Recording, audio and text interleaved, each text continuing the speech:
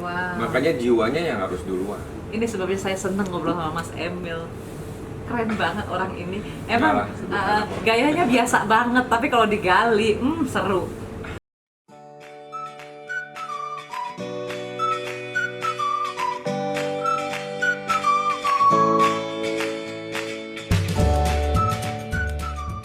Terus Mas, kalau milih buah-buahan sama sayur-sayuran, kan kita mau hidup sehat dengan juicing. Kalau saya lagi juicing, pilihnya gimana? Apa panduannya ya? Yang utama sih ya sebetulnya pilih yang lokal. Satu, pilih lokal. Ya, Kenapa lokal? Tuhan nggak salah desain. Kita manusia lokal, kita dilahirkan di Indonesia yang tropis dan lebih sempit lagi kita dilahirkan di Pulau Jawa. Yang baik buat kita ketika kita dilahirkan itu yang ada di sekeliling kita. Tuhan nggak salah lah, apa yang ada baik buat orang Jawa masa adanya di Alaska, kan nggak lucu kan? Betul. Ya. Yang baik buat kita, yang dulu dinyanyiin tuh bagus, mangga, pisang, jambu. Nah, pepaya, mangga, pisang, jambu. Iya. Tanya. Belinya di pasar Minggu. Iya. Sekarang pasar nggak cuma Minggu kan, Iya, Senin sama Minggu betul. ada. Jadi itulah yang paling baik sebetulnya. Iya betul. Karena itu sesuai sama iklim kita. Sama tubuh kita juga iklimnya nyambung. Betul, utamanya itu sebetulnya. Belum lagi kalau kita belajar lagi lebih jauh, manfaat buah-buah lokal itu luar biasa. Betul. Nah, Indonesia dijajah sampai ratusan tahun buat apa? Kan diambil tuh makanan-makanan yang bermanfaat di kita. Cuma ya itu yang di depan mata kita, taunya yang buah kiwi impor, ini sehat, banyak vitamin E dan omega dan sebagainya. Well, kita juga banyak. Yang kedua adalah kita cari memang buah-buah yang dekat dengan alam tanpa bahan-bahan kimia yang terlalu banyak. Kalau kita ngomong organik, ya. Artinya kalau dia ditanamnya dekat sama tanah, nggak jauh-jauh dari tanah, itu kan sumber kelembaban di tanah dan bakteri juga banyak di situ. Contohnya semangka, melon, itu kan nempel di tanah.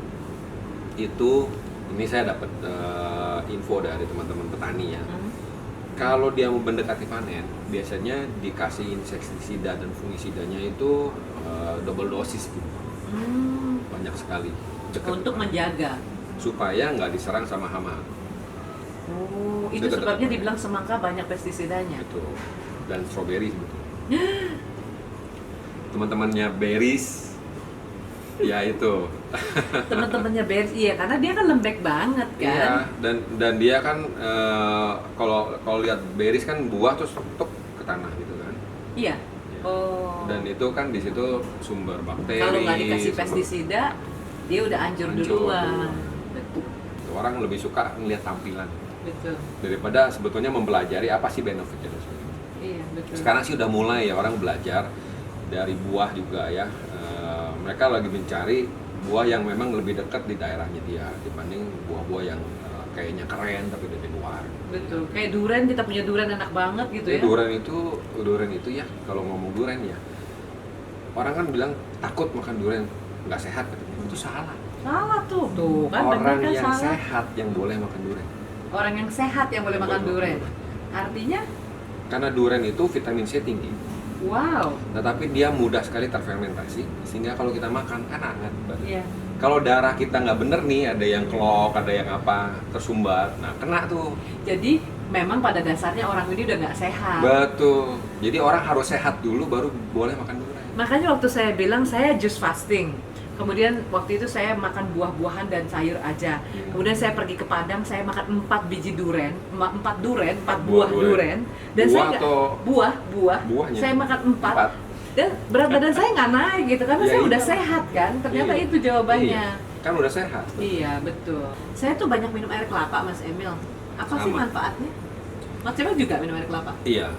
Air kelapa itu kan satu dia juga alkalize. Secara otomatis di alkalize dan dia banyak kandungan mineral.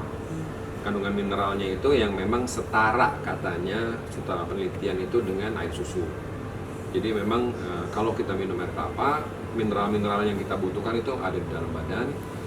Dan selanjutnya memang fungsi dari mineral itu juga membuat anti terhadap antioksidan. Dia Jadi dia akhirnya membuat badan lebih segar, anti benua. Berarti kan salah tuh kebalik yang bilang kalau minum air kelapa tuh nanti lemes. Saya jus fasting minum air kelapa nggak apa-apa tuh. Lemes itu ya mungkin orangnya memang pada dasarnya ya. Pada dasarnya udah lemes. Kalau sayuran mas? Kita doyan selada, mentang-mentang doyan sayur selada semua diseladain, selada mentah, selada sayur, selada segala macam, sop selada jadi selada semua. Jangan gitu. Jadi, kalau pestisida yang kita makan berasal dari selada, itu pestisida kan sama. Pestisida itu yang kita makan terus. Badan itu nggak punya kemampuan untuk membuang itu. Kasih waktu badan untuk bisa mendetoks itu. Karena tubuh sebetulnya punya kemampuan. Kalau misalnya racunnya itu lagi dimasukin, kita belum sempat ngebuang, udah masuk lagi. Belum ngebuang, masuk lagi. Akhirnya kadang-kadang bisa terjadi sel kita itu salah perintah. Munculnya banyak tuh, nanti jadi awal sekali alergi. Kalau alergi itu alarm paling dasar. Kita langsung bisa tahu, wah ini ada yang nggak benar. Kita ganti deh buru-buru. Tapi kalau nggak alergi, itu malah yang lebih bahaya. Nanti munculnya masuk ke aliran darah, ya bisa jadi autoimun. Ya, yang paling parahnya adalah lupus. Ya, artinya sel-sel autoimun badannya itu, imunisasi badannya itu melawan sel yang baik. Karena sel yang tadi bingung tadi itu menyerang temennya yang baik. Harusnya dia menyerang yang jahat, dia menyerang yang baik juga. Nah, itu jadi bingung kan, autoimun. Atau lebih jauh lagi kanker. Atau kalau dalam segi jarak lebih jauh lagi, anaknya nanti yang kanker atau otis. Betul, karena dia nyimpen ya. Iya. Saya mau terima kasih. Sama-sama. Kita minum senang lagi. berbagi. Senang sekali. Cheers. Bagaimana dengan Anda? Kalau Anda mau memulai merubah hidup Anda harus merubah cara Anda berpikir tentang kehidupan dan merubah bagaimana nurani Anda dengarkan. Saya punya bahan-bahan ini.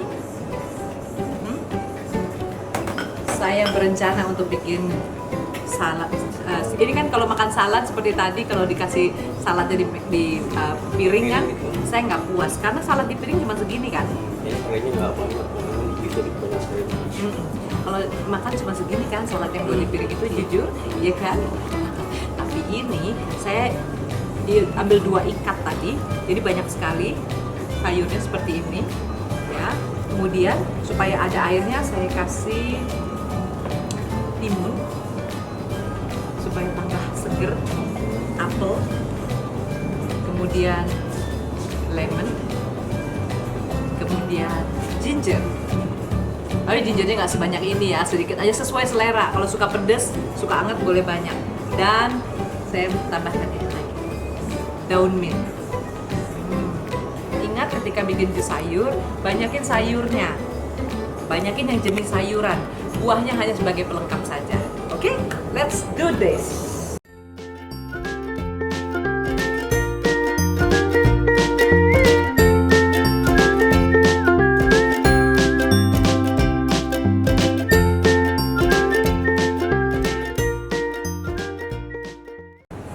Saya menamakannya Super Green dari Nurani. Oh, Super Green from the heart, ya. Wow, super enak. Saya berharap saya bisa sharing ini sama chef, tapi kan ini masih banyak, saya bikin sendiri aja ya. Yang ini buat saya. Rasanya kalau jus fasting seperti ini makannya, saya mau jus fasting seumur hidup deh.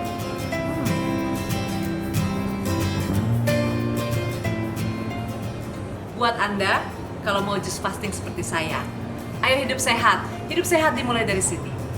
Ketika pikiran kita berubah, nurani kita hidup, dan kita bisa memilih makanan-makanan yang clean food, makanan bersih, tanpa pestisida, tanpa pengawet, dan kita makannya dengan mindful, dengan hati-hati, dengan ketulusan hati, dengan kesadaran penuh.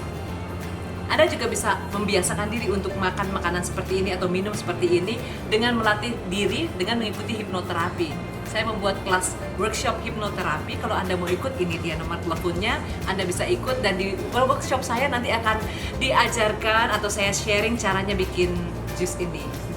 sama chef juga kan bikinnya, iya. Dan semoga Anda terinspirasi, hidup sehat bareng yuk. Dimulai dari sekarang.